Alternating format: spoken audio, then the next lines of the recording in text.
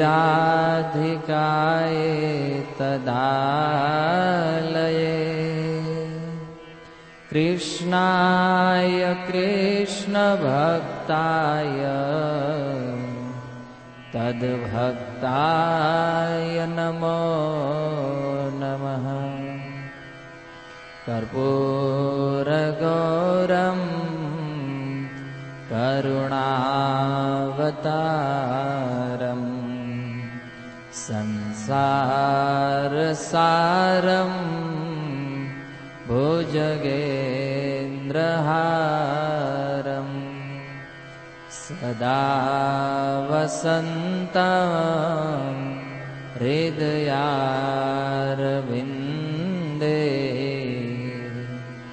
भवं भवानी सहितं नमामि।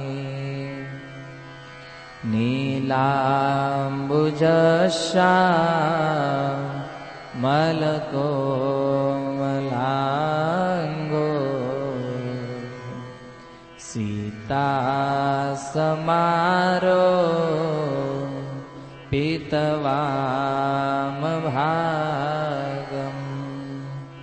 पाणो महासायकचारुचापम्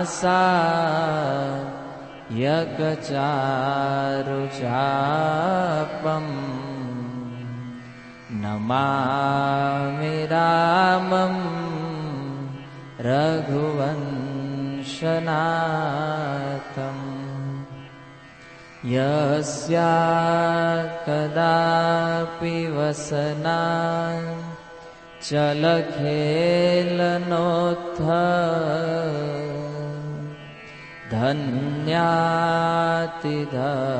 धन्यातिधन्यपवने न कृतार्थमाने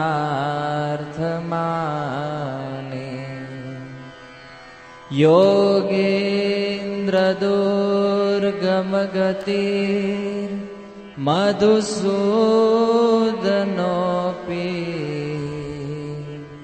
तस्या नमोऽस्तु वृषभानो भुवो दिशेऽपि करारविन्दे न पदारविन्दम्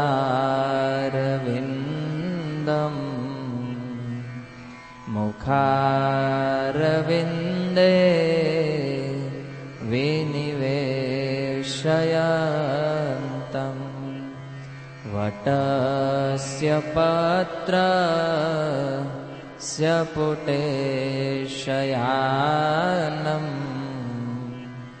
बालं मुकुन्द मनसा स्मरामि बालं मुकुन्द मनसा स्मरामि। हरे कृष्ण हरे कृष्णा हरे कृष्णा कृष्णा कृष्णा हरे हरे हरे राम राम राम हरे हरे। સ્વાગત છે બધા ભક્તોનું. ભગવાનના પરમ ભક્ત આચાર્ય શિરોમણી શ્રીપાદ રામાનુજાચાર્યની કથા, જેને અનેક બુધવારથી આપણે શ્રવણ કરી રહ્યા છીએ. આ કથામાં ગત સત્રમાં આપણે જોયું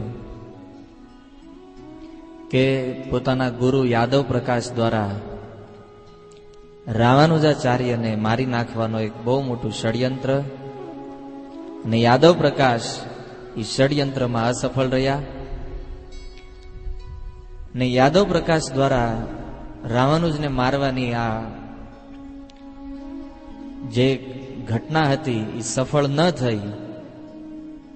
એટલે યાદવ પ્રકાશ કાંચીપુરમ પાછા આવે છે અને ફરીથી રામાનુજાચાર્યને પોતાની પાઠશાળામાં દાખલ થવા માટે કહે છે. ફરીથી રામાનુજ યાદવ પ્રકાશના નિમંત્રણને સ્વીકાર કરી અને એમની પાઠશાળામાં દાખલ થાય છે. અને એક વખત એ કાંચી રાજાની પુત્રીને એક ભૂત વળગે છે, અને એ ભૂતને કાઢવા માટે આ યાદવ પ્રકાશને જ્યારે બોલાવવામાં આવ્યા તો યાદવ પ્રકાશની સાથે સાથે આ રામાનુજ પણ હતા. અને આ રામાનુજ અને યાદવ પ્રકાશ કાંચી રાજાના રાજમહેલમાં જઈ રહ્યા હતા. એ દ્રશ્ય યામુનાચાર્ય નામના એક બહુ મહાન વૈષ્ણવ જોવે છે. યામુનાચાર્યને બહુ ઈચ્છા થઈ રામાનુજને મળવાની, પણ યામુનાચાર્યએ જોયું કે રામાનુજ એક માયાવાદી વ્યક્તિના સંગમાં છે, એટલા માટે યામુનાચાર્ય રામાનુજને મળ્યા નહીં. પણ યામુનાચાર્ય જે કાર્ય માટે કાંચીપુરમમાં આવ્યા હતા, એ કાંચીપુરમમાં ભગવાન શ્રી કૃષ્ણના એક વિગ્રહ છે જેનું નામ છે વરદરાજ. અને વરદરાજના દર્શન કરવા માટે યામુનાચાર્ય આવ્યા હતા. અહીંયા સુધીની કથા આપણે જોઈતી. યામુનાચાર્ય જે વરદરાજજીના દર્શન કરવા માટે અહીંયા આવ્યા, આ વરદરાજ એ બીજું કોઈ નહીં પણ સાક્ષાત ભગવાન શ્રી કૃષ્ણ છે. ભાગવતના પ્રથમ સ્કંદમાં પ્રથમ અધ્યાયમાં નૈમિષારણ્યના ઋષિ મુનિઓના પ્રશ્નોના ઉત્તરમાં સૂત ગોસ્વામી એક અવતારની કથા કહે છે. ભગવાનના અનેક અવતારોનું વર્ણન કરે છે અને અનેક અવતારોનું વર્ણન કરતા સમજાવે છે કે ભગવાન આ પૃથ્વી ઉપર 6 પ્રકારે અવતાર ધારણ કરે. ક્યારેક ભગવાન શક્ત્યાવેશ અવતાર લઈને આવે, ક્યારેક યુગા અવતાર લઈને આવે, ક્યારેક મન્વંતર અવતાર લઈને આવે, ક્યારેક કલા અવતાર લઈને આવે. આવી રીતે ભગવાન 6 પ્રકારે આ પૃથ્વી ઉપર પ્રગટ થાય છે. અને એ 6 પ્રકારમાં ક્યારેક ક્યારેક ભગવાન ચતુર્ભુજ સ્વરૂપમાં હોય, ક્યારેક ભગવાન દ્વિભુજ સ્વરૂપમાં હોય, 2 હાથવાળા ભગવાન હોય. ચતુર્ભુજ એટલે 4 હાથવાળા અને દ્વિભુજ એટલે 2 હાથવાળા. તો ભગવાનના આવા અનેક અનેક સ્વરૂપ છે, પણ તત્વથી તમે જુઓ તો ભગવાન બધા એક જ છે, એક જ સ્વરૂપ છે ભગવાનનું. છતાં ભગવાનના એ સ્વરૂપમાં ભિન્નતા છે, અલગ અલગ છે બધા. જેવી રીતે ભગવાન શ્રી રામચંદ્રને મર્યાદા પુરુષોત્તમ તરીકે ઓળખવામાં આવે કે ભગવાન શ્રી રામચંદ્ર ક્યારેય કોઈ મર્યાદાનું ઉલ્લંઘન નથી કરતા, કોઈ મર્યાદાને ક્યારેય ઓળંગતા નથી. એવી રીતે ભગવાન શ્રી કૃષ્ણને લીલા પુરુષોત્તમ કહેવામાં આવે છે કે કૃષ્ણની લીલાઓ સાંભળવામાં, બીજાને કહેવામાં બહુ આનંદદાયક લીલાઓ છે. ભગવાન નરસિંહદેવ જે ભગવાનના શક્ત્યાવેશ અવતાર છે, જેનાથી આ પૃથ્વી ઉપર ક્યારેય કોઈનો સંહાર કરવાનો હોય, કોઈ આસુરી શક્તિનો વિનાશ કરવાનો હોય, એ સમયે ભગવાન નરસિંહદેવના સ્વરૂપમાં પ્રગટ થાય છે. ક્યારેક પોતાના ભક્તોની સહાય માટે ભગવાન વામનના રૂપમાં પ્રગટ થાય છે. તો આવી રીતે ભગવાનના અનેક અવતારો. સૂત ગોસ્વામી કહે છે કે એક પછી એક અવતારને ગણાવતા ગણાવતા કદાચ હજારો વર્ષ વીતી જાય છતાં ભગવાનના અવતાર પૂરા ન થાય. કારણ કે પર્વતમાંથી નીકળતું ઝરણું જેમ સતત વહેતું રહે છે, એવી રીતે આ પૃથ્વી ઉપર નહીં પણ અનંત કોટી બ્રહ્માંડમાં ભગવાનના અવતારો સતત થયા કરે છે. નિશ્ચિત એક પછી એક અવતાર ભગવાનનો ચાલુ રહે છે, પણ એમાંથી મુખ્ય 24 અવતારોનું વર્ણન સૂત ગોસ્વામીએ કર્યું છે. અને 24માં ભગવાન શ્રી કૃષ્ણને પૂર્ણ પુરુષોત્તમ પરમેશ્વર તરીકેનું સ્થાન એ ભાગવતમાં આપવામાં આવ્યું છે. તમે જુઓ, ભાગવતમાં લખ્યું છે એતે જ અંશ કલા પુંસ કૃષ્ણસ્તુ ભગવાન સ્વયં. સૂત ગોસ્વામી આ શ્લોકને કહી રહ્યા છે કે અત્યાર સુધી મેં તમને જેટલા જેટલા અવતારોનું વર્ણન કર્યું, પણ એ અવતારની અંદર મેં ભગવાન શ્રી કૃષ્ણ અને રામને ગણાવી દીધા. પણ રામ અને કૃષ્ણ જે છે એ અવતાર નથી, એ સાક્ષાત અવતારી છે. અને એટલા માટે સૂત ગોસ્વામી આ શ્લોકને બોલી રહ્યા છે કે અત્યાર સુધી જેટલા જેટલા અવતાર થયા એ કોઈ ભગવાનના અંશ અવતાર હતા, અથવા કોઈ એ અંશના અંશથી પ્રગટ થયેલા એ ભગવાનના કલા અવતારો હતા. પણ કૃષ્ણ જે છે એ તો સ્વયં ભગવાન છે. કૃષ્ણસ્તુ ભગવાન સ્વયં, એ કોઈ અવતાર નથી. એટલે આવી રીતે અનેક અનેક અવતારોની જ્યારે કથા શ્રવણ કરાવી, તો આપણે આમાંથી સમજવાનું એ છે ભક્તો, કે ભગવાનના અવતાર ભલે કૃષ્ણમાંથી પ્રગટ થયા હોય, પણ એ પ્રત્યેક અવતારનો કંઈક અલગ અલગ કાર્ય છે. એવી રીતે આ વરદરાજ જે છે એ વરદરાજનો અર્થ થાય જે વરદાન આપવામાં રાજા છે. કોઈ પણ વરદાન તમે એની પાસે જઈને માંગો તો એ ભગવાન તરત આપી દે. અમારા ગુરુ મહારાજ કહેતા, આ સંસારની અંદર આપણને ક્યારેક માંગવાની ઈચ્છા થાય કે કોઈની પાસે કોઈ યાચના કરવી છે, તો માંગવા માટે લોકો દેવી દેવતાઓ પાસે જાય, હે ને? કોઈ માતાજી પાસે જાય, કોઈ દાદા બાપા, જે કાંઈ જેટલા 33 કરોડ દેવી દેવતાઓ છે, કોઈને કોઈ એક વ્યક્તિની ઉપાસના લોકો કરે છે. પણ ભાગવત સ્પષ્ટ કહે છે ભક્તો, કે જીવનની અંદર જો માંગવું હોય કોઈની પાસે, ભલે તમારે પૈસા માંગવા હોય, ઘર માંગવું હોય, કોઈ ભૌતિક વસ્તુ માંગવી હોય, પણ માંગવા માટે ભગવાન શ્રી કૃષ્ણ પાસે જ જવું જોઈએ. કેમ? કારણ કે નામ છે એનું વરદરાજ, વરદાન આપવામાં જે શ્રેષ્ઠ છે. કારણ કે કૃષ્ણ એકવાર વરદાન આપી દે, એ વરદાનને કોઈ તોડી શકે એવી શક્તિ આ દુનિયામાં બીજી નથી. પણ દેવી દેવતાઓ વરદાન આપે અને એને ભગવાન તોડી નાખે, આખું ભાગવત અને રામાયણ ભર્યું છે, જોઈ લો. રાવણ શિવજીનો બહુ મહાન ભક્ત, બહુ શિવજીની તપસ્યા કરી, અને એવી તપસ્યા કે પોતાના 10 માથા કાપી અને શિવજીના ચરણોમાં ચડાવી દીધા. ત્યારે શિવજી પ્રસન્ન થયા. શિવજીએ પ્રસન્ન થઈ સોનાની લંકા આપી, બહુ મોટો વૈભવ પ્રદાન કર્યો રાવણને, અને એવી શક્તિ આપી કે ઇન્દ્ર સહિતના દેવતાઓ રાવણથી ડરતા હતા. પણ શિવજીના વરદાનની કોઈ પરવા કર્યા વગર ભગવાન શ્રી રામે રાવણનો વધ કરી નાખ્યો. હિરણ્યકશિપુ બ્રહ્માજીથી વરદાન પ્રાપ્ત કર્યું, ત્રણેય લોકનો સ્વામી થઈ ગયો, અને છતાં નરસિંહદેવ ભગવાને એક ક્ષણમાં ફાડી નાખ્યો એને. ભગવાન પૂછવા ન ગયા બ્રહ્માજીને કે બ્રહ્મા, તમારો આ ભક્ત છે તો એનું વધ કરું કે ન કરું? પણ કૃષ્ણના ભક્તને કોઈ મારવા ચાહે તો એ ક્યારેય સંભવ નથી ભક્તો. કારણ કે ભાગવત નહીં, જેટલું પણ વૈદિક શાસ્ત્ર છે એ ખોલીને તમે જોઈ લો કે આજ સુધીના ઇતિહાસમાં ભગવાન શ્રી કૃષ્ણના ભક્તને કોઈ આંચ આવી હોય એક ઉદાહરણ નથી. કારણ કે કૃષ્ણની ભક્તિ જે કરતા હોય ને, એના માટે તો ભગવાન સાક્ષાત પ્રગટ થઈને ઉભા રહે છે. આ બધી ઘટનાઓ તો હજારો વર્ષો પહેલાની છે, પણ વર્તમાન કળયુગમાં આજથી 500 વર્ષ પહેલા હરિદાસ ઠાકુર નામના એક બહુ મહાન ભક્ત થયા. જાતથી મુસલમાન હતા, પણ હરે કૃષ્ણ મંત્રનો જપ કરતા હતા. અને આપણી જેમ 16 માળા નહોતા કરતા, રોજની 193 માળા કરતા હતા. 193 માળા કરતા કેટલો ટાઈમ લાગે ખબર છે? 22 કલાક થાય. અને 2 કલાક માત્ર એને સૂવું હોય, ખાવું પીવું હોય, બહાર ફરવા જવું હોય, એ બધું ખાલી 2 કલાકમાં. અને 22 કલાક નિત્ય એમનું ભજન ચાલતું રહે. કહે છે રોજના 3 લાખ નામ જપ કરતા. 3 લાખ નામ, મહિનાના 1 કરોડ નામ જપ કરતા હરિદાસ ઠાકુર.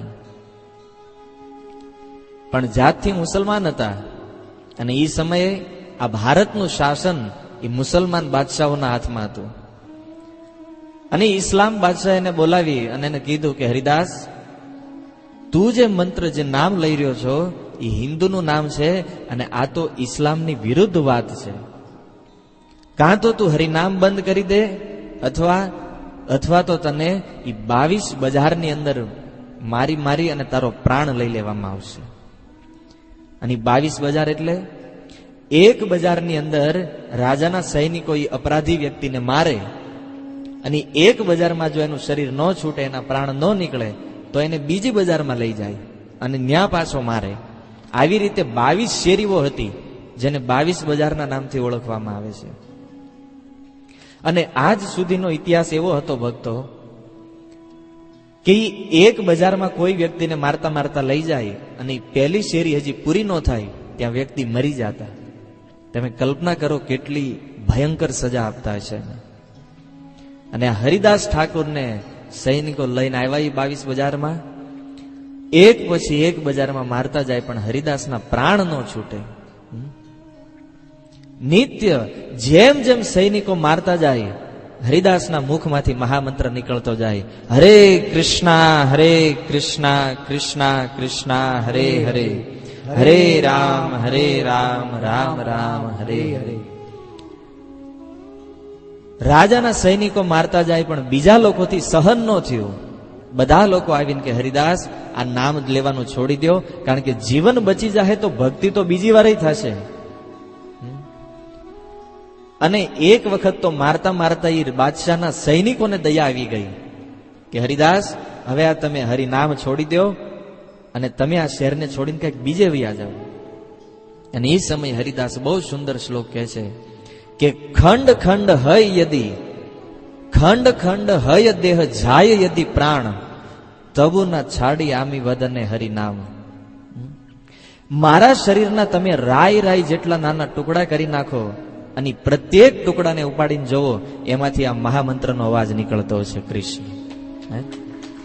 ગમે એ રીતે માનો. અને આ પ્રસંગના સાક્ષી ચૈતન્ય મહાપ્રભુ પોતાની મહાપ્રકાશ લીલામાં કહે છે કે હરિદાસ, જ્યારે બાદશાહના સૈનિકો 22 બજારની વચ્ચે તને મારતા હતા, એ સમયે તારી રક્ષા કરવા માટે હું ઉભો હતો. અને હરિદાસ ઠાકોરને કેમ નહોતું વાગતું? કારણ કે એની પાછળ ભગવાન ઉભા હતા. એટલા માટે તમે જુઓ, કૃષ્ણના કોઈ ભક્ત જીવનમાં ક્યારેય દુઃખી નથી થતા. એટલા માટે ભક્તિ કરવી હોય તો કૃષ્ણની કરવી જોઈએ. ભક્ત જો થવું હોય તો કૃષ્ણના થવું જોઈએ. કારણ કે બાકી તમે ગમે એના શરણે જાઓ, એ તમને બચાવી નહીં શકે. મેં તમને પહેલાય 2 ઉદાહરણ આપ્યા. રાવણ શિવજીના શરણમાં ગયો, શિવજી એની રક્ષા ન કરી શક્યા. હિરણ્યકશિપુ બ્રહ્માજીની શરણમાં ગયા, બ્રહ્માજી એની રક્ષા ન કરી શક્યા. પણ એ જ હિરણ્યકશિપુએ પ્રહલાદને મારવા માટે અનેક પ્રયાસ, પણ પ્રહલાદનો એ હિરણ્યકશિપુ વાળાય વાંકો ન કરી શક્યો. કેમ? કારણ કે એ પ્રહલાદ કૃષ્ણના શરણમાં હતો. હે ને? તત્વથી વિચાર કરો ભાગવતના પ્રસંગો ઉપર ભક્તો, કે એક વખત કોઈ ભગવાન શ્રી કૃષ્ણના શરણમાં આવી જાય, આ દુનિયાના મોટા મોટા અસુરોની વાત જવા દો, 33 કરોડ દેવી દેવતાઓ એનું કાંઈ નથી બગાડી શકતા. બીજા લોકો શું બગાડે? એટલા માટે કહે છે કે જીવનમાં કાંઈ માગવું હોય, ભક્તિ માગવી હોય તો બહુ સુંદર વાત છે. પણ કદાચ પૈસા માગવા હોય, ધન માગવું હોય, કોઈ ઐશ્વર્ય માગવું હોય, તોય એ ભગવાન કૃષ્ણ પાસે જ માગવું જોઈએ. કારણ કે કૃષ્ણ જે વસ્તુ આપે છે ને, એમાં હંમેશા પ્રત્યેક જીવોનું કલ્યાણ હોય છે. બાકી બીજા લોકો આપે છે તો એમાં તો જીવનનો નાશ છે. એટલા માટે યામુનાચાર્ય વરદરાજની પાસે ગયા અને વરદરાજની સામે હાથ જોડીને પ્રાર્થના કરી કે હે પ્રભુ, તમે વરદાન આપવામાં બધા કરતા શ્રેષ્ઠ છો. તમારાથી મોટું કોઈ વરદાન આપી શકે એવું આ ત્રિભુવનમાં નહીં, જેટલી આ સંસારની રચના થઈ છે એમાંય કોઈ વ્યક્તિ એવો નથી કે જે તમારી કરતા મોટું વરદાન આપી શકે. એટલે મારી તમારી પાસે એક જ પ્રાર્થના છે કે આ રામાનુજ જે અત્યારે માયાવાદના સંગમાં વયો ગયો છે, એ રામાનુજને તમે માયાવાદથી છોડાવી અને વૈષ્ણવ બનાવો. વૈષ્ણવ બનાવી અને આ વૈષ્ણવ સંપ્રદાયનો પ્રચાર કરે. મારી પછી આ વૈષ્ણવ સંપ્રદાયને સંભાળવા માટે એક મઠાધીશ બને, એવી મારી ઈચ્છા છે. એટલા માટે આ યાદવ પ્રકાશથી ગમે એમ કરીને તમે એનો છુટકારો કરાવો. યામનાચાર્ય વરદરાજને આ પ્રાર્થના કરી શ્રીરંગમ પાછા ફર્યા. અને આ બાજુ કાંચી રાજાની પુત્રીનું ભૂત કાઢવાનો પ્રસંગ જે ગયા પ્રવચનમાં આપણે શ્રવણ કર્યો, તો કાંચી રાજાની પુત્રીમાંથી જ્યારે ભૂત નીકળી ગયું અને એ આખા કાંચીપુરમમાં રામાનુજાચાર્યની જય જયકાર થવા મળી, બધા લોકોને ખબર પડી કે રામાનુજ જે છે એ જ ભગવાનના પરમ ભક્ત છે. અને આ રામાનુજ પોતાના ગુરુ કરતા હોશિયાર છે. હવે ગુરુ કરતા કોઈ વ્યક્તિને હોશિયાર કહે તો સ્વાભાવિક છે ગુરુના હૃદયમાં ઈર્ષા થાય, ખોટા ગુરુ હોય તો. યાદવ પ્રકાશના મનમાં ઈર્ષા થઈ, પણ શું કરી શકે? કારણ કે હવે તો આખી જનતા સામે જાહેર થઈ ગયું હતું કે પોતે રામાનુજ કરતા થોડા કમ છે. અને જેમ આપણે પહેલા શ્રવણ કર્યું કે આશ્રમમાં પ્રતિદિન આ ગુરુ અને શિષ્ય વચ્ચે વાદ વિવાદ થતો હતો. એ જ વાદ પાછો એક વખત ઉપનિષદનું એક સૂત્ર સર્વ અખિલમ ઇદમ બ્રહ્મ, આ સૂત્ર ઉપર યાદવ પ્રકાશ વ્યાખ્યા કરતા હતા. અને યાદવ પ્રકાશે આ સૂત્રનો અર્થ એવો કાઢ્યો કે સર્વ અખિલમ ઇદમ બ્રહ્મ, અર્થાત આ સંસારમાં જે કાંઈ છે એ બધું બ્રહ્મ છે. આ વાત જ્યારે રામાનુજે સાંભળી તો રામાનુજે સીધું કીધું કે ગુરુદેવ, આ વ્યાખ્યા બિલકુલ ખોટી છે. સૂત્ર સત્ય છે, સર્વખિલમ ઇદમ બ્રહ્મ, એનો અર્થ એવો નથી કે બધી વસ્તુ બ્રહ્મ છે, પણ સર્વખિલમ ઇદમ બ્રહ્મ એનો અર્થ એવો છે કે આ જે કાંઈ આપણે જોઈ રહ્યા છીએ એ બધું બ્રહ્મમાંથી પ્રગટ થયું છે, એ બ્રહ્મ નથી. આ પૃથ્વી જે છે એ ભગવાનમાંથી પ્રગટ થઈ છે, પણ આ પૃથ્વી છે એ ભગવાન નથી. સમજાય છે વાત? આ સૂત્રનો અર્થ યાદવ પ્રકાશનું કહેવાનું એવું છે કે આ બધું બ્રહ્મ છે, મતલબ આપણે ભગવાનમાંથી નીકળ્યા તો આપણે ભગવાન જ છીએ. જ્યારે રામાનુજ સમજાવે છે કે નહીં, સર્વ ખિલમ ઇદમ બ્રહ્મનો અર્થ એવું છે કે જે કાંઈ ઉત્પન્ન વસ્તુ આપણે જોઈ રહ્યા છીએ આ બધું ભગવાનમાંથી પ્રગટ થયું છે, અને બ્રહ્મનો અર્થ છે ભગવાન. અને આ વખતે જ્યારે પોતાના આશ્રમના બધા બાળકો સામે રામાનુજે આવી રીતે પોતાના ગુરુને ઉતારી પાડ્યા, ત્યારે યાદવ પ્રકાશથી આ સહન ન થયું. અને યાદવ પ્રકાશે કીધું કે રામાનુજ, તું તારી જાતને જો બહુ મોટો પંડિત માનતો હોય, તારી જાતને બહુ મોટો વિદ્વાન માનતો હોય, આ ગુરુકુળ છોડીને નીકળી જા. વિદ્વાન છો ને તું, તો તારી જાતે એક બીજી પાઠશાળા ચાલુ કર, તારી જાતે પ્રચાર કર. હવે તને કોઈ શાસ્ત્ર શીખવવામાં નહીં આવે. કાઢી મૂક્યા રામાનુજને ગુરુકુળમાંથી. પણ રામાનુજ તો ભગવાનના કૃપા પાત્ર ભક્ત હતા. ગુરુકુળથી નીકળી સીધા પોતાના ઘરે ગયા અને ઘરે જઈ અને જાતે શાસ્ત્ર વાંચવાનું ચાલુ કર્યું. ઘણા દિવસ પછી કાંચીપુરમમાં રહેતા અને આ રામાનુજના બાળપણના જે ગુરુ હતા એ કાંચીપૂર્ણને ખબર પડી કે રામાનુજ જે છે એ યાદવ પ્રકાશના ગુરુકુળમાંથી નીકળી અને પોતાના ઘરે અધ્યયન કરે છે. તો આ કાંચીપૂર્ણ રોજ રામાનુજના ઘરે આવે, બે ભક્તો મળી શાસ્ત્રની ચર્ચા કરે અને ભગવાન શ્રી કૃષ્ણની કથામાં સમય વ્યતીત કરતા હતા. અને એ અરસામાં રામાનુજે કાંચીપૂર્ણને પૂછ્યું કે મારી ઈચ્છા છે કે તમે મારા ગુરુ બનો. જો પહેલા એકવાર કીધું તું એમના ઘરે ગુરુ બનવા માટે, કાંચીપૂર્ણએ ના પાડી કે હું તમારા ગુરુ બનવા માટે લાયક નથી. આજે રામાનુજે ફરીને પૂછ્યું કે તમે મારા ગુરુ બનો, ત્યારે કાંચીપૂર્ણ ફરીથી કહે છે, રામાનુજ, હું શુદ્ર કુળમાં જન્મેલો વ્યક્તિ છું અને મારી કોઈ યોગ્યતા નથી કે હું તમારો ગુરુ થઈ શકું. પણ રામાનુજે જ્યારે બહુ વિનંતી કરી ત્યારે કીધું, ઠીક છે, હું તમારા ગુરુ તો નથી બનવાનો, પણ તમને હું ભગવાનની સેવામાં લગાડીશ. અને ત્યારે એમણે કીધું કે વરદરાજજીને જે ચામર ઢોળવામાં આવે છે તો એ ચામરની અંદર પાણી નાખી વરદરાજજીને હું રોજ શીતળ હવા પ્રદાન કરું છું. તો એક કામ કરો, એ પાણી લાવવા માટેનો જે કૂવો છે એ કાંચીપુરમથી થોડો દૂર છે, તો રોજ સવારે તમારે એ કૂવામાં જવાનું અને વરદરાજજી માટે જળ ભરીને લાવવાનું. આ તમારી સેવા છે. અને રામાનુજાચાર્ય એટલા પરમ વૈષ્ણવ નમ્ર હતા કે રામાનુજાચાર્ય સેવા સ્વીકાર કરી લીધી. અને એને સામે એવું ઓબ્જેક્શન ન લીધું કે હું તો બહુ મોટો પંડિત છું, મને શાસ્ત્રનું આટલું મોટું જ્ઞાન છે, મેં મારા ગુરુ યાદવ પ્રકાશને હરાવી દીધા છે, તો તમે મને કંઈક પ્રવચન કરવાની સેવામાં લગાડો. આ પાણી ભરવું એ મારી સેવા છે? અમુક વૈષ્ણવોમાં કદાચ આવું લાગતું હોય કે હું તો બહુ મોટો વક્તા વિદ્વાન વ્યક્તિ છું, હું શા માટે નાની સેવા કરું? મારી જે યોગ્યતા છે એ પ્રમાણે મને સેવા મળવી જોઈએ. પણ આ રામાનુજ આપણી જેવા વૈષ્ણવ નહોતા ભક્તો, એ તો પૂર્ણ વૈષ્ણવ હતા. ભલે શાસ્ત્રનું આટલું જ્ઞાન હતું, આખું કાંચીપુરમ એની જય જયકાર કરતું હતું, તો રામાનુજના મનમાં કદાચ થાત એવું કે આટલા બધા લોકો મને ઓળખે છે, હું આટલો મોટો વિદ્વાન છું, તો લોકો શું કહે છે મને, કે આટલો મોટો વિદ્વાન થઈને રામાનુજ પાણી ભરવા જાય? પણ એ વાતની બિલકુલ પરવા ન કરી, કારણ કે એ કાર્ય ભગવાન શ્રી કૃષ્ણની સેવા માટે હતું. અને એટલે રામાનુજે તરત જ એ સેવા સ્વીકાર કરી અને રોજ સવારમાં કાંચીપુરમથી બહાર એ કુવામાં જળ ભરવા જાય, વરદરાજજીને એ જળથી અભિષેક કરાવે, એમને સ્નાન કરાવે, વસ્ત્રો પહેરાવે, અને પછી જે ચામર હવા નાખવાના જે સાધનો છે અર્ચન વિધિમાં, એ સાધનોને એ જ જળથી અભિમંત્રિત કરી અને વરદરાજજીને શીતળ હવા પ્રદાન કરે. આ રામાનુજનો નિત્ય ક્રમ થઈ ગયો. અને આવી રીતે રામાનુજાચાર્યનું જીવન ધીરે ધીરે પસાર થવા લાગ્યું. પણ રામાનુજના મનમાં એક જ ચિંતા કે ગુરુની કૃપા કેવી રીતે મળે. કારણ કે એક ગુરુ હતા, એ તો હવે ગુરુ નીકળી ગયા હતા.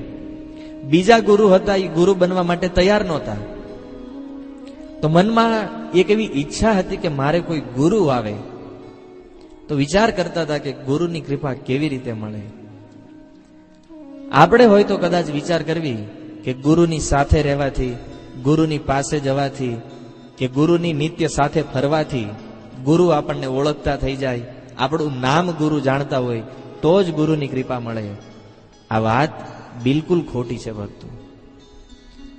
તમે જોયું આ બે પ્રસંગમાં કે યામુનાચાર્ય અને રામાનુજાચાર્યએ એકબીજાને જોયા છે ખાલી દૂરથી.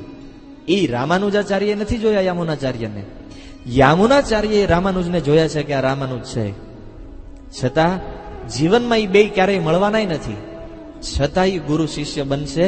અને આ શ્રી સંપ્રદાયની પરંપરામાં યામુનાચાર્ય પછી રામાનુજાચાર્યનું નામ જોડવામાં આવે છે. વિચારો, ગુરુ બનાવવા માટે એવું જરૂરી નથી કે ગુરુ સામે હોવા જોઈએ અથવા તો ગુરુ તમને ઓળખતા હોવા જોઈએ. નહીં, તમે એ ગુરુના આદેશનું અક્ષરશઃ પાલન કરો. એ ગુરુએ જેવી રીતે જીવન જીવવા માટે કીધું છે, જેવી રીતે એ ગુરુએ ભક્તિ કરવા માટે કીધું છે, એવી રીતે તમે જો ભક્તિ કરો તો એ ગુરુ ભલે વૃંદાવનમાં બેઠા હોય અને તમે સુરતમાં બેઠા હોવ, પણ એ ગુરુની કૃપા તમને અહીંયા બેઠા બેઠા પ્રાપ્ત થઈ જાય છે. હે? એટલા માટે ગુરુને જો ધારણ કરવા હોય તો કોઈ યોગ્ય વૈષ્ણવને મનની અંદર ગુરુ ધારણ કરો. ઇસ્કોનમાં શ્રીલ પ્રભુપાદજીના અનેક શિષ્યો છે. એ બધા શિષ્યોમાંથી તમને જે યોગ્ય લાગે એને ગુરુના રૂપમાં સ્વીકાર કરો. અને તમે ભલે એને મળ્યા ન હોવ, ભવિષ્યમાં ભલે મળશો, પણ અત્યારથી એને ગુરુ હૃદયમાં ધારણ કરી અને એમનો જે આદેશ છે એ આદેશ પ્રમાણે તમારા જીવનને વ્યતીત કરશો. અહીંયા બેઠા બેઠા તમને ગુરુની કૃપા પ્રાપ્ત થશે. એટલા માટે ગુરુની કૃપા લેવા માટે ગુરુની નજીક રહેવું જરૂરી નથી. ગુરુની બે સેવા છે, એક વાણી સેવા અને બીજી વપુ સેવા. વાણી સેવાનો અર્થ છે કે ગુરુ દ્વારા જે આદેશ આપવામાં આવે એનું પાલન કરી અને પોતાનું જીવન પસાર કરવું. આને કહેવાય ગુરુની વાણી સેવા. અને વપુ માને શરીર, શરીરથી ગુરુની સેવા, ગુરુની પાસે રહેવું, ગુરુ માટે પ્રસાદ બનાવવો, ગુરુના વસ્ત્રો ધોવા, ગુરુને સ્નાન કરવા માટે પાણી લાવી આપવું, એને આવી બધી જે સેવા છે એને વપુ સેવા કહેવામાં આવે. તો કદાચ પ્રશ્ન થાય કે આ બે માંથી કઈ સેવા શ્રેષ્ઠ છે? વાણી અને વપુ આ બંનેમાંથી આચાર્યો વાણી સેવાને શ્રેષ્ઠ કહે છે. કારણ કે વાણી સેવાથી વ્યક્તિમાં જે ગુરુની કૃપા આવે છે એટલી કૃપા વપુ સેવાથી નથી આવતી. અને એનું જીવંત ઉદાહરણ આ ઇસ્કોનના સંસ્થાપક આચાર્ય શ્રી ભક્તિવેદાંત સ્વામી. ભક્તિ સિદ્ધાંત મહારાજ વયા ગયા, ઘણો સમય વીતી ગયો અને ત્યાર પછીના સમયમાં પ્રભુપાદજીને એ પોતાના ગુરુના વચનો યાદ હતા કે મારા ગુરુએ કીધું છે કે પશ્ચિમના દેશોમાં જઈને પ્રચાર કરો, એ અંગ્રેજ લોકોને ભક્ત બનાવો. પ્રભુપાદજીએ આ આદેશને મનમાં ધારણ કરી અને એવો પ્રચાર કર્યો, આજે ઇસ્કોન આખી દુનિયામાં ફેલાઈ ગયું છે. અને એટલે પ્રભુપાદજીને જ્યારે કોઈ વ્યક્તિ પૂછતા કે પ્રભુપાદજી તમારી સફળતાનું રહસ્ય શું છે, તમે આટલી મોટી ઉંમરે સફળ થયા પ્રચારમાં, આની પાછળનું રહસ્ય છે? ત્યારે પ્રભુપાદજી એક જ જવાબ આપતા કે મારા ગુરુની જે વાણી છે, મારા ગુરુએ જે મને આદેશ આપ્યો હતો એમાં મને દ્રઢ વિશ્વાસ હતો અને એ જ આદેશને સાથે લઈ અને જીવનભર હું કૃષ્ણ પ્રચાર કરતો રહ્યો. એટલે 69 વર્ષની ઉંમરે જીવનમાં પ્રચારમાં હું સફળ થઈ ગયો. ગુરુની કૃપા જો લેવી હોય તો ગુરુની વાણીથી સેવા કરવી જોઈએ. અને આ બાજુ રામાનુજ ભગવાન વરદરાજજીની સેવામાં લાગી ગયા. ગુરુ માટેની લાલસા મનની અંદર ચાલતી હતી. પણ આ બાજુ શ્રીરંગમમાં એક ઘટના બની કે યામુનાચાર્ય જે હતા એ યામુનાચાર્ય બીમાર પડી ગયા. અને તમે જાણો છો કે એ સમય યામુનાચાર્યની ઉંમર 100 વર્ષની હતી. યામુનાચાર્ય બીમાર પડ્યા અને અંતિમ ક્ષણ સુધી એમણે પ્રચાર ચાલુ રાખ્યો. છેલ્લી ઘડી સુધી પથારીમાં પડ્યા તે પ્રચાર કરતા હતા. આ વાત જયારે યાદ આવે ને ભક્તો, ત્યારે પાછું પ્રભુપાદજીનું સ્મરણ યાદ આવે છે. કેમ? કારણ કે આ ભક્તિ વેદાંત સ્વામી જયારે 1978ની સાલમાં જયારે પોતાનું શરીર છોડવાની તૈયારીમાં હતા, એ સમયે પ્રભુપાદજીને એક હાથ આમ ઉપાડીને આમ મૂકો હોય એટલી શક્તિ પ્રભુપાદજીમાં નહોતી. શરીર બિલકુલ કામ કરતું બંધ થઈ ગયું હતું. પણ જે વૈષ્ણવ ભક્તો હોય ને એની બુદ્ધિ ક્યારેય કામ કરતી બંધ ન થાય. હે ને? બુદ્ધિ એવી ને એવી રહે છે. પોતાની ચેતના જે અંદરની હતી એ ચેતના એવી ને એવી હતી. એટલે પ્રભુપાદજી એ બેડ ઉપર સૂતા સૂતા શરીર છોડવાની બિલકુલ તૈયારી, 1 કલાક પહેલા પ્રભુપાદજી ભાગવત ઉપર તાત્પર્ય આપતા હતા. બહુ ધીમે ધીમે બોલતા હતા. ને વૃંદાવનના ભક્તોએ એમના મોઢા પાસે એક ટેપ રેકોર્ડર રાખ્યું હતું, એકદમ મોઢા નજીક, કે પ્રભુપાદજી જે બોલે એ શબ્દોને રેકોર્ડ કરી શકાય.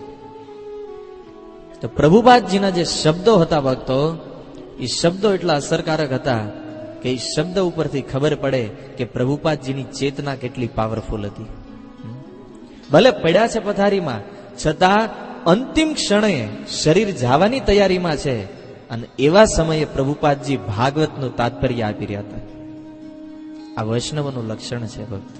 જે મહાન વૈષ્ણવો હોય ને એ પોતાના જીવનની અંતિમ ક્ષણ સુધી પ્રચાર કરતા રહે છે.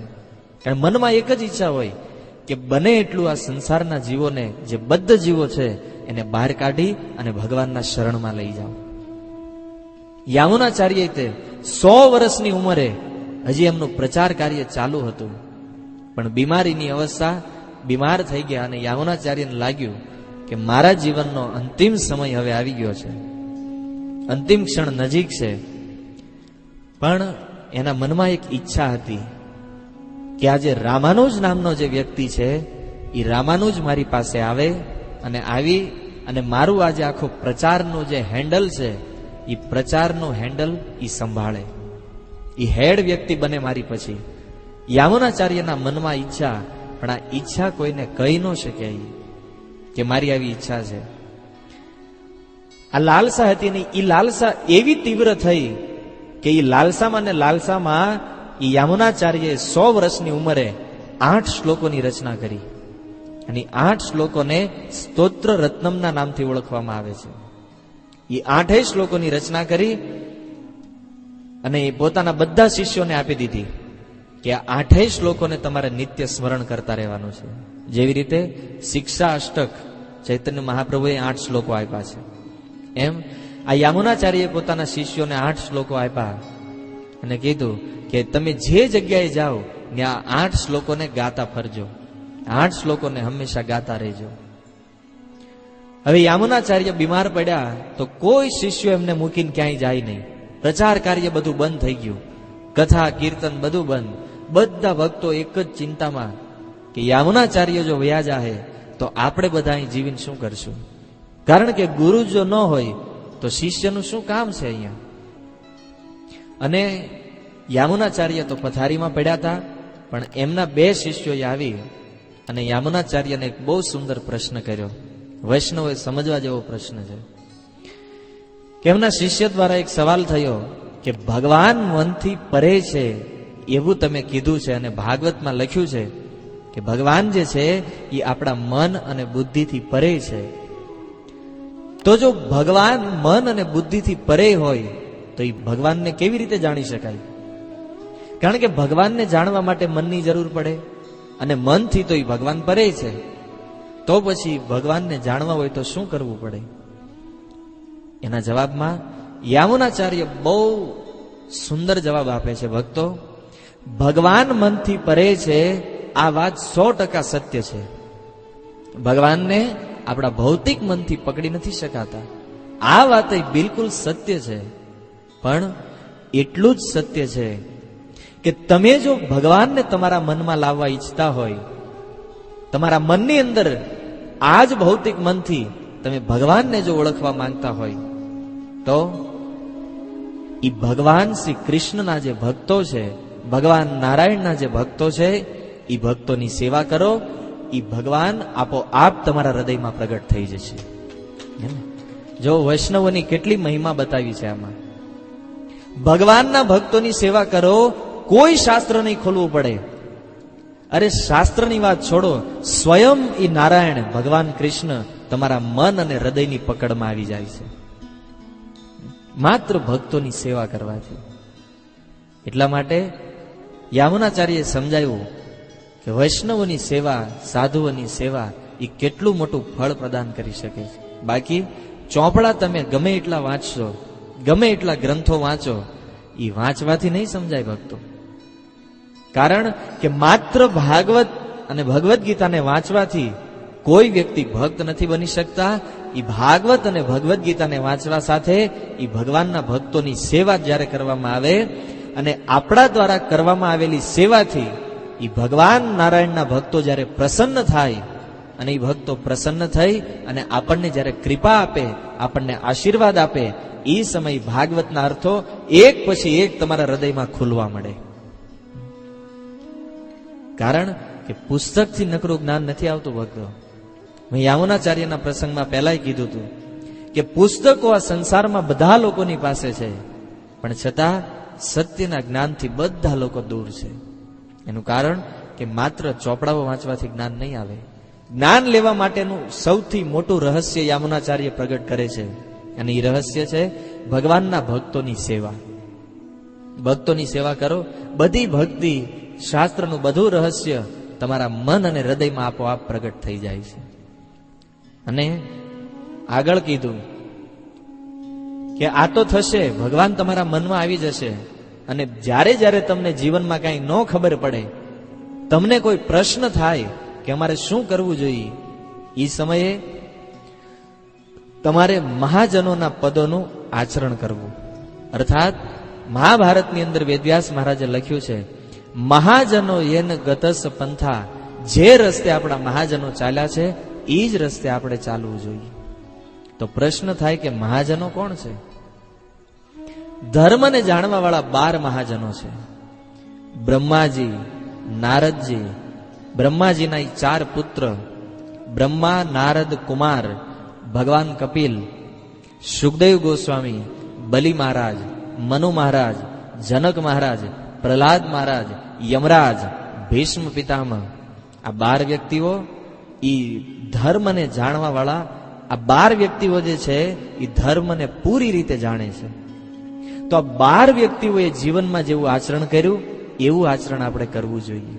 બીજો અર્થ, મહાજનો એટલે આપણીથી પહેલા જે ભગવાનના ભક્તો થયા છે, જેવી રીતે નરસિંહ મહેતા, મીરાબાઈ, તુકારામ, ચૈતન્ય મહાપ્રભુ, રૂપ ગોસ્વામી, સનાતન ગોસ્વામી, આવા ભક્તોના પદ ચિહ્નો ઉપર ચાલી એમનું જીવન જોવું જોઈએ કે આ લોકોએ જીવનમાં શું કર્યું છે, અને એ જ વસ્તુ આપણે કરવી જોઈએ. આને કહેવાય મહાજનો એ ન ગતસ પંથા. જે રસ્તે મહાજનો ગયા છે એ રસ્તે ચાલવું. અર્થાત આ મહાજનોએ જે કીધું છે એ આપણે કરવાનું છે. આનાથી તમે ધીમે ધીમે ધીમે ધીમે સીધા ભગવાન શ્રી કૃષ્ણ સુધી પહોંચી જાવ છો. આ ઉપદેશ આપ્યો. અને ચૈતન્ય મહાપ્રભુએ આ 4 સંપ્રદાયોની જે સ્થાપના કરી આ કળિયુગમાં ફરીથી, પણ ખાસ કરી અને ચૈતન્ય મહાપ્રભુએ પોતાની શિક્ષાઓ આ ગૌડીય સંપ્રદાયમાં આપી છે. અને આ ગૌડીય સંપ્રદાયમાં મહાપ્રભુએ 4 સંપ્રદાયમાંથી 2 ગુણ લીધા છે. એમાં આ શ્રી સંપ્રદાયમાંથી જે 2 ગુણ લીધા, એ 2 ગુણ હતા, એક વૈષ્ણવોની સેવા અને બીજું શુદ્ધ ભક્તિ. બહુ મહત્વના 2 ગુણ. જો યામુનાચાર્યએ સમજાવ્યું હમણાં કે વૈષ્ણવ સેવા કેટલી મહત્વની છે, અને આ શ્રી સંપ્રદાયમાં વૈષ્ણવોની સેવા ઉપર બહુ ભાર આપવામાં આવ્યો છે. શ્રી સંપ્રદાયની અંદર એટલા નમ્ર એકબીજાને આદર આપે છે વૈષ્ણવો, કારણ કે એ વૈષ્ણવ એટલે ભગવાનનું બીજું રૂપ સમજે છે વૈષ્ણવોને. એટલે વૈષ્ણવોની સેવા અને શુદ્ધ ભક્તિ આ બે શ્રી સંપ્રદાયના લક્ષણો છે, જે લક્ષણો શ્રી સંપ્રદાયમાંથી ઉપાડી અને ચૈતન્ય મહાપ્રભુએ આ ગૌડીય સંપ્રદાયની અંદર મૂક્યા છે. તો આવી રીતે યામુનાચાર્ય શિક્ષા આપતા હતા રોજ પોતાના શિષ્યોને. પણ એક દિવસ એમના બે શિષ્ય હતા, એકનું નામ હતું મહાપૂર્ણ અને એકનું નામ હતું તિરુકુતિય પૂર્ણ. આ બે શિષ્યોએ મનની અંદર વિચાર કર્યો કે આપણા ગુરુ જો આ પૃથ્વીને છોડીને વયા જાહે, પછી આપણે અહીંયા રહીને શું કામ છે, આપણા જીવનનું શું કામ છે અહીંયા. એટલે ગુરુના ગયા પછી આપણે તરત જ આત્મહત્યા કરી લેવી. અને જેવો આ વિચાર કર્યો તો યામુનાચાર્યને તો ન ખબર પડી, પણ ભગવાનને ખબર પડી ગઈ કે આ બે વ્યક્તિઓ આત્મહત્યા કરવાનો વિચાર કરે છે. થોડો દિવસ આમ ચાલતું રહ્યું. આ બે મનમાં વિચાર કરતા રહ્યા કે જેવા ગુરુ જાય એટલે તરત આપણે આત્મહત્યા કરી લેવી છે. અને એ જ સમયે ત્યાં જે રહેવાવાળા બધા ભક્તો હતા એમણે પ્રશ્ન કર્યો કે યામુનાચાર્ય, તમારા ગયા પછી અમારો આશ્રય કોણ છે, અમારે કોના શરણમાં રહેવાનું છે? ત્યારે યામુનાચાર્ય કહે છે કે આ સંસારની અંદર કોઈને કોઈ આશ્રય આપવા વાળું વ્યક્તિ હોય જ છે, અને કોઈ ન હોય તો તમારી પાસે સ્વયં ભગવાન રંગનાથજી છે, જે શ્રીરંગમમાં વાસ કરે છે. રંગનાથજીના શરણમાં લ્યો, અથવા કાંચીપુરમમાં વરદરાજ છે, તિરુપતિમાં બાલાજી છે, ભગવાન વેંકટેશ્વર. તો આવા સાઉથની અંદર 108 વિગ્રહ છે ભગવાનના. તો યામુનાચાર્યએ કીધું કે આ ભગવાનના શરણમાં તમે રહ્યો, વૈષ્ણવોની સેવા કરતા રહ્યો અને શુદ્ધ ભક્તિ કરતા રહ્યો. આ રંગનાથજી તમારો સૌથી મોટો આશ્રય છે. અને બહુ શિષ્યોએ કીધું કે યામુનાચાર્ય, તમે ન જાઓ, તમે ભગવાન રંગનાથને પ્રાર્થના કરો કે તમને અહીંયા રહેવા દે, તો ભગવાન રંગનાથ તમને અહીંયા રહેવા દેશે. અને ત્યારે યામુનાચાર્ય પોતાના શિષ્યોને સાંત્વના આપતા કહે છે કે ભક્તો, આ દુનિયામાં કોઈનું આવવું અને આ દુનિયાને છોડીને જાવું એ તો માત્ર નારાયણની મરજી ઉપર છે. આપણે એમ ચાહતા હોય કે મારો અહીંયા જન્મ થાય, હું અહીંયા રહી જાઉં, અથવા આપણે એમ ઈચ્છતા હોય કે મારું આ સમય મૃત્યુ થાય, એ આપણા હાથમાં નથી. યામુનાચાર્યએ બહુ સમજાવ્યું શિષ્યોને કે તમે બધા જાણો છો કે જન્મ અને મૃત્યુ જે છે એ ભગવાનના હાથમાં છે, આપણા હાથમાં નથી. અને હું આ શરીરને છોડીને જઈ રહ્યો છું, એ નારાયણની મરજી છે. આમાં મારી ઈચ્છા નથી ચાલતી, કારણ કે અંતે ભગવાનની જ ઈચ્છા સૌથી શ્રેષ્ઠ અને બળવાન છે, આપણી ઈચ્છા નથી ચાલતી. બહુ સમજાવે શિષ્યોને, છતાં શિષ્યો પ્રાર્થના કરે કે તમે ભગવાનને પ્રાર્થના કરો કે તમને થોડો સમય અહીંયા રહેવા દે. અને આ વાત ઘણા સમય સુધી ચાલી, પણ ઘટના એવી બની કે યામુનાચાર્યનો અંત ન થયો. યામુનાચાર્યએ શરીર ન છોડ્યું અને યામુનાચાર્ય એ બીમારીમાંથી સાજા થઈ ગયા. સાજા થઈ ગયા તો બધા ભક્તોએ નક્કી કર્યું કે આપણે રંગનાથજીની શોભાયાત્રા કાઢવી છે. તમે જાણો છો ને કે દર વર્ષે મંદિરમાંથી શોભાયાત્રા નીકળે. મંદિરમાં 2 વિગ્રહ હોય, એક તો જે મૂળ વિગ્રહ છે ભગવાનના ઈ, અને બીજા ઉત્સવ મૂર્તિ હોય. ઉત્સવ મૂર્તિ એટલે તમે જો ભગવાનની આગળ મંદિરમાં નાની નાની મૂર્તિ હોય, એને ઉત્સવ મૂર્તિ કહેવામાં આવે. તો આ ઉત્સવ મૂર્તિને લઈ અને એને આખા શહેરમાં ફેરવવામાં આવે, આને શોભાયાત્રા કહેવાય. તો દર વર્ષે રંગનાથજીની શોભાયાત્રા નીકળે છે શ્રીરંગમમાં. તો હવે તો યામુનાચાર્ય સાજા થઈ ગયા હતા, તો યામુનાચાર્ય એ શોભાયાત્રામાં ભાગ લીધો. અને શોભાયાત્રામાં જ્યારે ભાગ લીધો તો ભગવાન રંગનાથજીએ પોતાના પૂજારીના સ્વપ્નમાં આવીને કીધું કે તમારે આત્મહત્યા ન કરવી જોઈએ, તમારે બેએ આત્મહત્યા ન કરવી જોઈએ.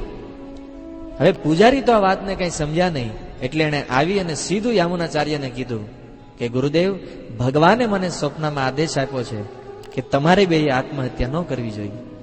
અને યામુનાચાર્ય સમજી ગયા કે કે મારા જે બે શિષ્યો છે જે મને બહુ પ્રેમ કરે છે, એ બેયને પોતાની પાસે બોલાવ્યા અને કીધું કે તમારો જે આત્મહત્યાનો વિચાર છે એ મને તો બિલકુલ પસંદ નથી, પણ ભગવાનને આ વાત પસંદ નથી આવી. જુઓ, ભગવાને પોતાના પૂજારીના માધ્યમથી કેવડાવી દીધું કે આ બે વ્યક્તિ આત્મહત્યા કરવા માંગે છે, એમણે આત્મહત્યા ન કરવી જોઈએ. સમજાવ્યું યામુનાચાર્યએ કે આત્મહત્યા કરવી એ બહુ મોટું પાપ છે ભક્ત. અને ગુરુના ગયા પછી એવું નથી કે આપણા માટે કોઈ આશ્રય નથી. જ્યારે આ સંસારમાં કોઈ શુદ્ધ ગુરુ નથી રહેતા ત્યારે ભગવાન કહે છે કૃષ્ણમ વંદે જગતગુરુમ, આ સંસારનો ગુરુ હું બનું છું. સાક્ષાત એ ગુરુનું કાર્ય ભગવાન કરે છે.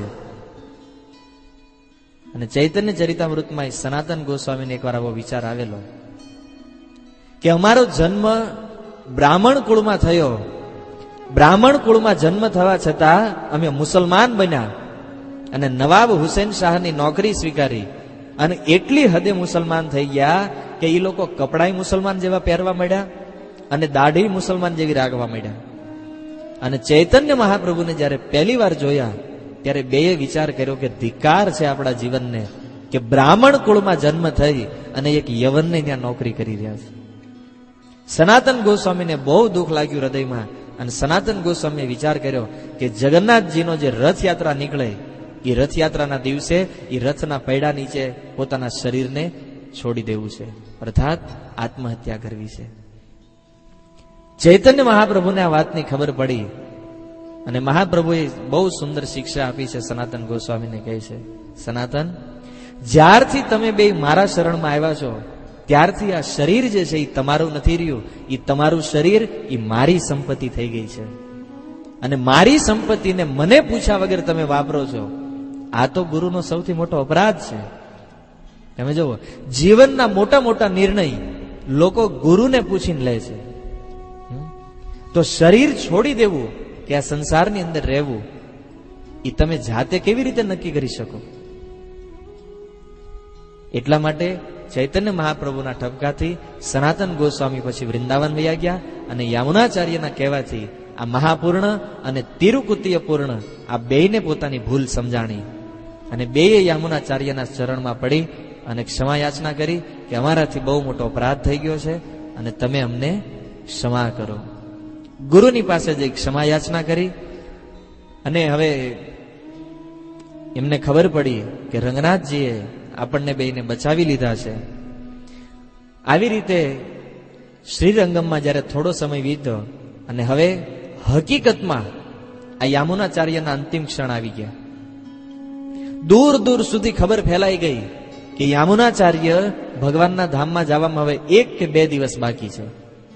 બહુ થોડો સમય બાકી હતો અને આખા દેશમાં ખબર ફેલાઈ ગઈ કે યામુનાચાર્ય પોતાની અંતિમ સમયની તૈયારીઓ કરી રહ્યા છે. તો દૂર દૂરથી બધા લોકો એમને મળવા આવતા હતા, એમના દર્શન કરવા માટે, એમના અંતિમ દર્શન કરવા માટે. એમાં એક દિવસ કાંચીપુરમથી 2 બ્રાહ્મણો આ યામુનાચાર્યના દર્શન કરવા માટે ગયા અને કાંચીપુરમથી આવેલા એ બ્રાહ્મણોને જ્યારે જોયા તો કોઈ ભક્તએ કીધું કે યામુનાચાર્ય, આ જે 2 ભક્તો છે એ કાંચીપુરમથી આવે છે. અને કાંચીપુરમનું જ્યારે નામ સાંભળ્યું તો યામુનાચાર્યના મનમાં લાઈટ થઈ તરત કે આ તો રામાનુજના ગામથી આવે છે. એટલે તરત જ યામુનાચાર્ય ઉત્સાહમાં આવી ગયા અને પૂછ્યું એ 2 બ્રાહ્મણને કે રામાનુજ શું કરે છે? ત્યારે 2 બ્રાહ્મણોએ કીધું કે પ્રભુ, અત્યાર સુધી તો એ યાદવ પ્રકાશના ગુરુકુળમાં હતા, પણ યાદવ પ્રકાશ સાથે શાસ્ત્રાર્થની બાબતમાં કોઈ ઝઘડો થતા એ યાદવ પ્રકાશથી અલગ થઈ ગયા છે. અને આ વાત જ્યારે યામુનાચાર્યએ સાંભળી તો હૃદયમાં એટલા પ્રસન્ન થયા કે વરદરાજજીએ મારી પ્રાર્થના સાંભળી લીધી છે અને રામાનુજને એ યાદવ પ્રકાશથી અલગ કરી દીધા છે. તરત જ યામુનાચાર્યએ પોતાના એક શિષ્ય મહાપૂર્ણને બોલાવ્યા અને મહાપૂર્ણને બોલાવી અને કીધું કે મેં તમને જે 8 શ્લોક ભણાવ્યા છે એ 8 શ્લોક તમે રામાનુજની સામે જઈને બોલો અને રામાનુજને અહીંયા લઈને આવો. તો મહાપૂર્ણને જેવો ગુરુનો આદેશ મળ્યો, મહાપૂર્ણએ તરત જ એ 8 શ્લોકોને ગાતા ગાતા કાંચીપુરમ આવ્યા અને કાંચીપુરમ આવી અને ત્યાં રામાનુજ તો મળ્યા નહીં, કારણ કે રામાનુજ વરદરાજજી માટે પાણી લેવા ગયા હતા. અને આ બાજુ એમના ગુરુ જે હતા કાંચીપૂર્ણ, એ કાંચીપૂર્ણને મળ્યા અને કાંચીપૂર્ણને કીધું કે યામુનાચાર્યએ મને રામાનુજને લેવા માટે મોકલ્યો છે, તો કૃપા કરીને તમે બતાવો કે આ રામાનુજ ક્યાં મળશે. અને એ જ સમયે રામાનુજાચાર્ય સામેથી પાણી ભરીને આવ્યા અને રામાનુજાચાર્યને આવતા જોયા. કાંચીપૂર્ણે કીધું, આ રહ્યા રામાનુજ. તરત જ મંદિરના પગથિયા ઉતરી મહાપૂર્ણ નીચે આવ્યા અને નીચે આવી અને રામાનુજને કીધું, રામાનુજ, પહેલા તો 8 શ્લોકો ગાઈને સંભળાઈ દીધા. તો જેવા 8 શ્લોકો સાંભળ્યા તો રામાનુજના મનમાં આનંદ થઈ ગયો કે આવા અદભુત શ્લોકોની રચના કોણે કરી છે. ત્યારે મહાપૂર્ણએ કીધું કે વૈષ્ણવોના આચાર્ય એવા યામુનાચાર્ય દ્વારા 8 શ્લોકો રચવામાં આવ્યા છે. અને મહત્વની વાત એ છે કે પોતાના જીવનની અંતિમ ક્ષણોમાં યામુનાચાર્યએ તમને યાદ કર્યા છે. રામાનુજના હૃદયમાં આનંદની કોઈ સીમા ન રહી કે રામાનુજ વારંવાર પૂછે મહાપૂર્ણને કે સાચન યામુનાચાર્ય જેવા મહાન વૈષ્ણવ મારી જેવા એક શુદ્ર વ્યક્તિને યાદ કરે છે. રામાનુજને હજી આ વાત સત્ય નહોતી લાગતી કે એટલા મોટા વૈષ્ણવોના આચાર્ય વરિષ્ઠ ભક્ત અને મારી જેવા એક કનિષ્ઠ ભક્તને યાદ કરે છે પોતાના અંતિમ સમયમાં. રામાનુજના હૃદયમાં એટલો આનંદ થયો અને મહાપૂર્ણને કીધું, મહાપૂર્ણ, કોઈ પણ રીતે મને યામુનાચાર્યના દર્શન કરાવો. મહાપૂર્ણએ કીધું, ઠીક છે, હું તો તમને લેવા જ આવ્યો છું, પણ તમે ઘરે જઈને પૂછતા આવો તમારા પત્નીને, તમારી માતાને કે હું તમને લેવા માટે આવ્યો છું. ત્યારે રામાનુજ બહુ સુંદર જવાબ આપે, જીવનમાં જ્યારે પણ ગુરુનો આદેશ થાય ત્યારે ઘર કે પરિવારને પૂછવાનું જ આવવાનું હોય. મારે ઘરે પૂછવાની કોઈ જરૂર નથી અને ઘરે મારી જવાની કોઈ ઈચ્છા નથી. હમણાં હું આ ઘડો ભગવાન વરદરાજજીની સેવામાં આપી અને તરત તમારી સાથે નીકળું છું. જો આને કહેવાય એક પરફેક્ટ શિષ્ય. કેટલું સમર્પણ છે ગુરુ પ્રતિ. જુઓ, જીવનમાં યામુનાચાર્યને ક્યારેય નથી મળ્યા, ખાલી મનથી માન્યા છે કે યામુનાચાર્ય મારા ગુરુ છે. છતાં યામુનાચાર્ય યાદ કર્યા, બધું છોડી અને ગુરુના શરણમાં જવા માટે તૈયાર થઈ ગયા. આને કહેવાય સમર્પણ. ઘણા લોકો પૂછે છે કે ગુરુ તો ધારણ કરી લીધા જીવનમાં, પણ જીવનમાં કોઈ પરિવર્તન નથી થયું. કેમ? કારણ કે ગુરુ પ્રત્યે આપણું સમર્પણ નથી. ભક્તો, સમર્પણ કોને કહેવાય? 100% શરણાગતિ. ગુરુ એમ કહી દે કે અહીંયા બેસી જા તો બેસી જાય, ઉભો થા તો ઉભો થાય. અરે ત્યાં સુધી કે ગુરુ એમ કહી દે કે 10 માળના બિલ્ડિંગ ઉપરથી કૂદી જા, અને એક ક્ષણનો વિચાર કર્યા વગર કે ગુરુએ મને આવો આદેશ શું કામ આપ્યો છે એનો બિલકુલ વિચાર કર્યા વગર તરત જ કૂદવા માટે તૈયાર હોય. આવું સમર્પણ જ્યારે ગુરુ પ્રતિ હોય ત્યારે જીવનમાં લાગે કે હકીકતમાં આપણે ગુરુ કર્યા છે, આપણે ગુરુને શરણાગત થયા છીએ. આપણે ગુરુને શરણાગત તો થઈ જાવી છે, પણ ગુરુની વાણીમાં, ગુરુની વાતમાં આપણને વિશ્વાસ નથી. ખામી આ છે સૌથી મોટી. કેમ? કારણ કે આપણે એટલા બધા બુદ્ધિમાન કે ગુરુની વાતમાં આપણે કમી ગોતતા હોય કે ગુરુએ આ કીધું છે એ બરાબર નથી, આ કીધું છે એ બરાબર છે. ગુરુ મુખ પદ્મ વાક્ય ચિત્ત તે કરિયા એક્ય, નરોત્તમદાસ ઠાકુર લખે છે. એક વખત ગુરુના મુખમાંથી જે વાક્ય નીકળ્યું એ જ જીવનનું લક્ષ્ય બની જવું જોઈએ. ત્યારે તમે ગુરુને સાચા શરણાગત છો, અને ત્યારે એવા ગુરુ તમને ભગવાન સુધી પહોંચાડે. આપણે ગુરુ પાસે ડિમાન્ડ કરતા હોય કે મને ભગવાન બતાવો, મને ભગવાન સુધી લઈ જાઓ, પણ પહેલા આપણે જોવું જોઈએ કે આપણું સમર્પણ ગુરુ પ્રતિ છે. આપણે સમર્પિત નથી અને ગુરુ પાસેથી અપેક્ષાઓ બહુ મોટી રાખવી છે કે આ ગુરુ મને ભગવાન સુધી લઈ જાય. ગુરુ તો સક્ષમ છે તમને ભગવાન સુધી લઈ જવામાં, પણ તમે સક્ષમ છો એ ગુરુની આંગળી પકડી અને ભગવાન સુધી જવામાં? આ વિચાર કરવો જોઈએ. અને રામાનુજાચાર્યએ પ્રૂફ કરી દીધું. તો આ બાજુ રામાનુજ અને મહાપૂર્ણ બે યામુનાચાર્યને મળવા માટે નીકળ્યા છે, અને હવે આ બાજુ યામુનાચાર્યની તબિયત બહુ ખરાબ થઈ ગઈ, અને અંતિમ ક્ષણમાં હવે બ્રહ્મચારીઓને તો પહેલા આદેશ આપી દીધો હતો કે વૈષ્ણવોની સેવા કરવી અને મહાજનોના પદ ઉપર ચાલવું. હવે ગૃહસ્થ ભક્તોને બોલાવ્યા, જે લોકોએ લગ્ન કરેલા છે, જેને પત્ની છે, છોકરાઓ છે, એવા ગૃહસ્થ ભક્તોને બોલાવ્યા. અને ગૃહસ્થ ભક્તોને બોલાવીને કીધું, બધા ગૃહસ્થ ભક્તોએ કીધું, યામુનાચાર્ય, ગુરુદેવ, અમારા માટે શું યાજ્ઞા છે? ત્યારે યામુનાચાર્યએ કીધું કે તમે જેટલા ગૃહસ્થ ભક્તો છો, તમારે બધાએ વહેલા ઉઠી અને ભગવાનનું નિર્માલ્ય લઈ અને ભગવાનની સેવા કરવી. પહેલો આદેશ, વહેલા ઉઠવું. કેમ? કારણ કે વહેલા ઉઠે એ જ મંગળ આરતી કરી શકે, અને ભગવાનનું નિર્માલ્ય એ મંગળ આરતીમાં જ પ્રાપ્ત થાય. ખ્યાલ છે ને? નિર્માલ્ય કોને કહેવાય? ભગવાનને ચડાવવામાં આવેલું પાણી, ભગવાનને ચડાવવામાં આવેલા ફૂલ, ભગવાનને જે કાંઈ વસ્તુ આપવામાં આવે એને નિર્માલ્ય કહેવામાં આવે. અને આ નિર્માલ્યને ગ્રહણ કરી અને તમારે ભગવાનની સેવા કરવી. આ બધા ગૃહસ્થો માટે એક જ આદેશ છે. અને બીજો આદેશ આપ્યો કે પ્રત્યેક ગૃહસ્થોએ અતિથિની સેવા કરવી.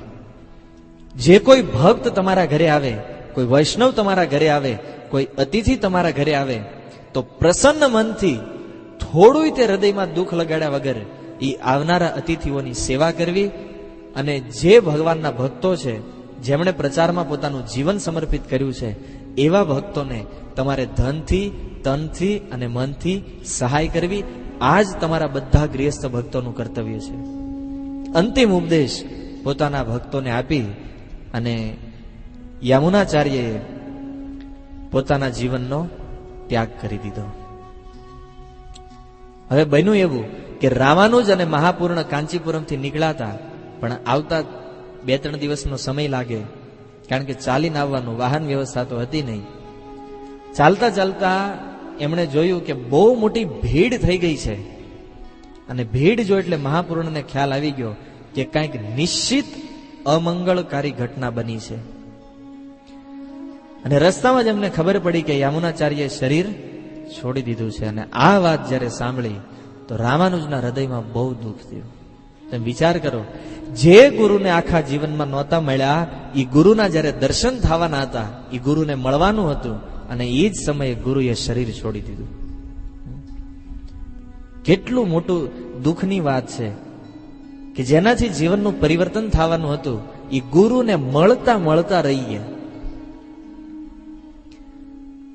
મહાપૂર્ણને બહુ દુઃખ થયું, પણ મહાપૂર્ણએ તો પોતાની જાતને સંભાળી લીધી. એટલા માટે કે યામુનાચાર્યએ તો શરીર છોડી દીધું છે, અને જો એ યામુનાચાર્યના શોકમાં અહીંયા રોવા બેસે તો ન્યા ઓલા બ્રાહ્મણો યામુનાચાર્યના શરીરને કાંઈક આમ તેમ કરી નાખશે. એટલે મહાપૂર્ણએ વિચાર કર્યો કે જેટલું બને એટલું જલ્દી શ્રીરંગમ પહોંચવું છે. અને યામુનાચાર્ય અને મહાપૂર્ણ લખે છે આચાર્યો કે દોડવા મળ્યા બે, કે બને એટલું જલ્દીથી જલ્દી શ્રીરંગમ પહોંચી જાવી. અને શ્રીરંગમ પહોંચીને જોયું, યામુનાચાર્યનું જે શરીર હતું એને આવી રીતે વ્યાસપીઠ ઉપર બધા ભક્તોના દર્શન માટે મૂકવામાં આવ્યું હતું. આવી અને બે ભક્તોએ યામુનાચાર્યને દંડવત કર્યા. દંડવત કરી અને બહુ શોક કર્યો, બહુ હૃદયમાં આઘાત લાગ્યો. પણ શું કરે, યામુનાચાર્ય, રામાનુજાચાર્ય ધ્યાનથી યામુનાચાર્યના શરીરને જોવા મળ્યા. શરીરનું દર્શન કરતા જાય, દર્શન કરતા જાય. એમાં આશ્ચર્ય થયું એમને જોતા કે યામુનાચાર્યની 3 આંગળી જે હતી એ 3 આંગળી આવી રીતે બંધ હતી. એક હાથ આવી રીતે હતો, 3 આંગળી બંધ હતી. તો રામાનુજાચાર્યએ બીજા શિષ્યોને પૂછ્યું કે આ યામુનાચાર્ય હંમેશા માટે આ 3 આંગળી બંધ રાખે છે કે આજે જ છે ખાલી?